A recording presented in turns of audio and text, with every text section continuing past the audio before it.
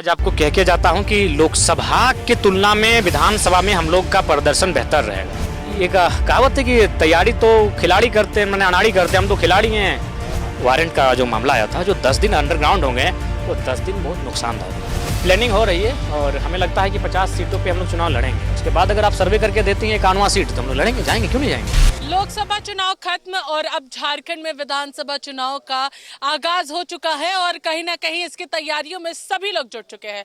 आपको याद होगा गिरिडीह में जो पूरी जो वोटिंग जब हुई और उसके बाद जब काउंटिंग का दिन था और उस दिन जब एक एक कर नंबर्स आगे बढ़ रहे थे तो सभी की निगाहें जो है वो जयराम महतो के नंबर्स पे आकर के टिक गई, क्योंकि उन्होंने अकेले ही वहां पर कहा जाए तो 3 लाख यानी कि 3,50,000 से ऊपर वोट जो है वो जयराम महतो लेकर के आए थे। वहां पे पूरी तरीके से कांटे की टक्कर जो है वो मथुरा प्रसाद महतो और जयराम महतो के बीच में देखने को मिली थी। भले ही उसमें बाजी जो है चंद्र प्रकाश चौधरी लेकर के चले गए।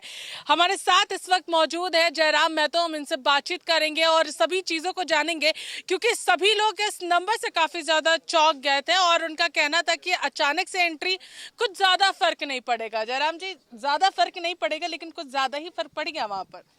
इतना फर्क पड़ा है कि वे लोग अपने विजय का जश्न तक नहीं मना पा रहे थे। सबसे पहले चलिए वर्तमान सांसद महोदय चौधरी जी को सांसद बनने की शुभकामनाएं देते हैं। और जो बार बार इस चीज़ को दोहरा रहे थे, फैक्टर नहीं होगा, फर्क नहीं होगा, सांसें रुक गई थी।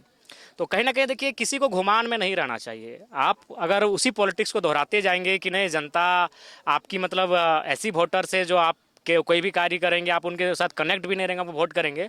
अब ये माहौल नहीं बनने वाला है। जनता नेता को अपने बीच देखना चाहती है, जनता नेता को अपने जैसा देखना चाहती है। अगर ये गुण आप अपने आप में उत्पन्न कर पाते हैं तो नया कोई कंप्यूटर पैदा ही नहीं होगा। तो कहीं ना कहीं इनमें आपकी फैसिलिटी रही, उस चीज़ को स्वीकार करना चाहिए।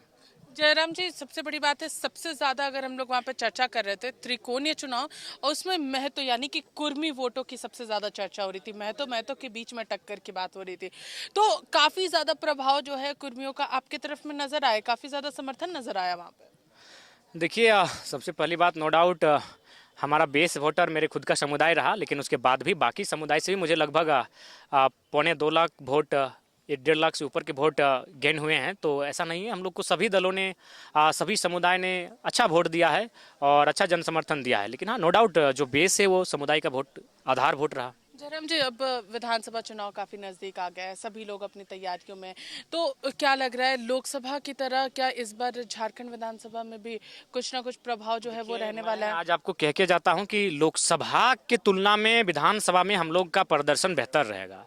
इसलिए बेहतर रहेगा कि लोकसभा चुनाव सेंट्रल का था, उसके बावजूद हम लोग स्थानीय मुद्दों को, ये झारखंड के इतिहास का पहला अवसर है कि लोकसभा में लोग विस्थापन की बात करते थे, लोकसभा में झारखंड के मुद्दों की बात करते थे। तो ये तो हमें गर्व करना चाहिए कि हमने लोकसभा के चुनाव को, मोदी जी के तीसरे कार्यकाल की शुरुआत होने वाले चुनाव को हम लोगों ने अपने विधानसभा के तर्ज पर और बिल्कुल माने आम मुद्दों के साथ हम उस चुनाव में टकराए। तो ये हम लोग गर्व की बात है। लेकिन विधानसभा का चुनाव जैसे ही आएगा, हम लोग का वोट परसेंटेज भी बढ़ेगा, हमारे प्रत्याशियों का प्रदर्शन भी बढ़ेगा और हमें लगता है कि इस बार जो है वो शून्य नहीं रहेगा, हम लोग का खाता खुलेगा। कैसे बढ़ेगा, मतलब क्या तैयारी रहेगी उसके लिए, क्योंकि आपने अलग अलग जगहों पर अपने प्रत्याशी इस बार लोकसभा में उतारे, कहीं ना कहीं लोगों को लग रहा था कि आप तैयार नहीं थे इस बार लोकसभा चुनाव के लिए। देखिए, एक कहावत है कि तैयारी तो खिलाड़ी करते हैं, मैंने अनाड़ी करते हैं, हम तो खिलाड़ी हैं और बड़ा अच्छा खेल गए हम लोग। जहाँ तक तैयारी की बात है, नो डाउट अगर लोग कहते हैं तो गलत नहीं कहते हैं। अगर कोई आपकी आलोचना, सही आलोचना करे तो उसको स्वीकार करना चाहिए। सही बात है, लोकसभा की तैयारी हमारी नहीं थी, लेकिन लोकसभा का चुनाव केवल हम लोग इसलिए लड़ना चाहते थे कि उस सदन में झारखंड के मुद्दों को रखने वाला कोई नहीं है। वहाँ केवल और केवल एक दूसरे पर छींटाकसी करने वाले लोग हैं। जब वो सदन में जाएगा तो नेशनल मीडिया से जब वो रूबरू होगा, झारखंड के मुद्दों को रखेगा। जैसे हमको जेएनयू में बात रखने का अवसर मिला, हमने वही बात रखा जो झारखंड में रखते हैं। हमने कोई नया नहीं किया, ना कि भाई हम जेएनयू में आए तो लोगों को रिझाएंगे, कुछ बढ़िया बात कहेंगे। जो मेरे मुद्दे थे टू दी पॉइंट मैंने वहाँ भी रखा। मैंने एग्रीकल्चर यूनिवर्सिटी गया दिल्ली का, मैंने वहाँ भी उन्हीं मुद्दों को रखा। मैं स्कूल डेमोक्रेसी में गया, मैंने वहाँ भी उन्हीं मुद्दों पर बात किया, उन्हीं के समाधान पर बात किया। तो ओवरऑल मेरा एक संदेश था कि सदन में हमारा प्रेजेंटेशन होना चाहिए, जो कि नहीं हो पाया, दुर्भाग्य है। किंतु आशा है जो लोग जीत कर गए हैं वो सदन में हमारा प्रेजेंटेशन करे।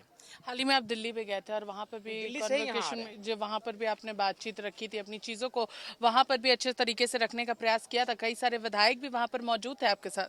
कई सारे नहीं, एक बड़का गांव की विधायक जी थी और बहुत सारे अन्य दलों के भी लोग थे और काफ़ी मैंने भारत के कोने कोने से आए थे, दक्षिण भारत से भी थे, पूर्वोत्तर से भी थे, हरियाणा से भी थे, दिल्ली से ज़्यादा, दिल्ली से तो चूँकि दिल्ली का कार्यक्रम था तो दिल्ली से ज़्यादा थे, और विभिन्न दलों के यूथ, मैक्सिमम देखें यूथ लोग ही वहाँ आए हुए थे।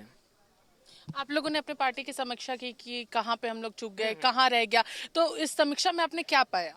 देखिए, समीक्षा हम लोगों ने किया, हम लोग अति उत्साही रहे, यूथ थे, एग्रेसिव थे, हट कुछ नहीं होगा, धुआं धुआं कर देंगे, ये कर देंगे, ये अति उत्साही, ये थोड़ा सा।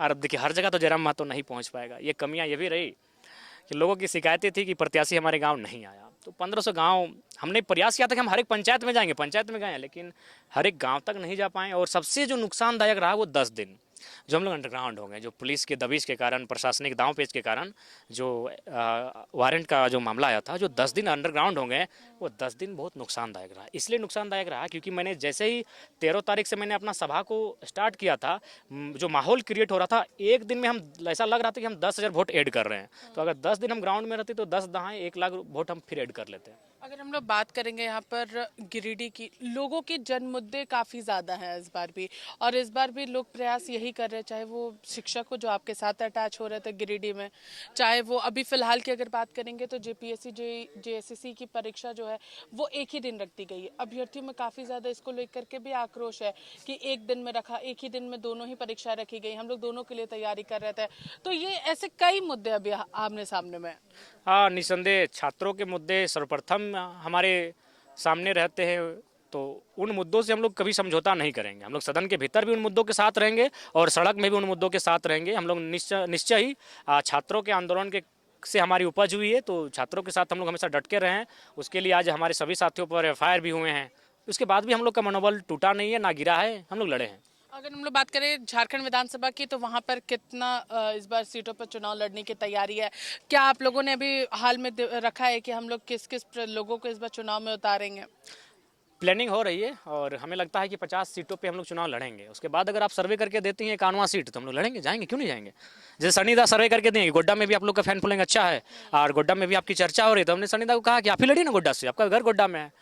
तो मतलब आप जो भी आपके पास आएगा नॉर्मल अपना बताएगा कि हाँ यहाँ पे अच्छी फैन फॉलोइंग है, आप उसे टिकट दीजिएगा। देखिए, बार बार हम कह रहे हैं कि हम लोग चाहेंगे इंटेलेक्चुअल लोग हमारे दल से लड़ें, तो हम लोग चाहेंगे कुछ पेशे से प्रोफेसर लोग लड़ें, पेशे से वकील लोग लड़ें, पेशे से मीडिया हाउस के लोग लड़ें। मीडिया लोग लड़ना चाहिए, हमारे दल से 1-2 मीडिया कर्मी होने चाहिए, मीडिया कर्मी भी होने चाहिए। हाँ बिल्कुल। देखिए, पढ़े लिखे लोग आने चाहिए। आज पढ़े लिखे नौजवान पॉलिटिक्स में नहीं रहने के कारण आज ये हमारी स्थिति है कि आज लोग हवा में, बताइए, जिस देश में इलेक्ट्रल बॉन्ड का पर्दाफाश होता है और उस देश में वही लोग सरकार में आ जाते हैं, तो आपको उस सब, देखिए, आप किसके समर्थक है नहीं अलग विषय है, लेकिन इस विषय को आपको गंभीर लेना होगा। इलेक्ट्रल बॉन्ड एक बहुत बड़ा घोटाला है, एक अमानवीय घोटाला है, एक कत्लेआम वाला घोटाला है कि जिन कंपनियों को मैंने अलाउड ही नहीं था, आप उससे चंदा लेकर उनको अलाउड करते हैं और उसके बाद भी आप जीत के वे लोग चले जाते हैं। तो हमारे लोगों में लोकतांत्रिक समझ कितनी है, ये बताने की आवश्यकता नहीं। जयराम है तो पूरी तरीके से तैयार है विधानसभा के लिए। कोई आप खुद कहाँ से इस बार चुनाव लड़ने की तैयारी करेंगे?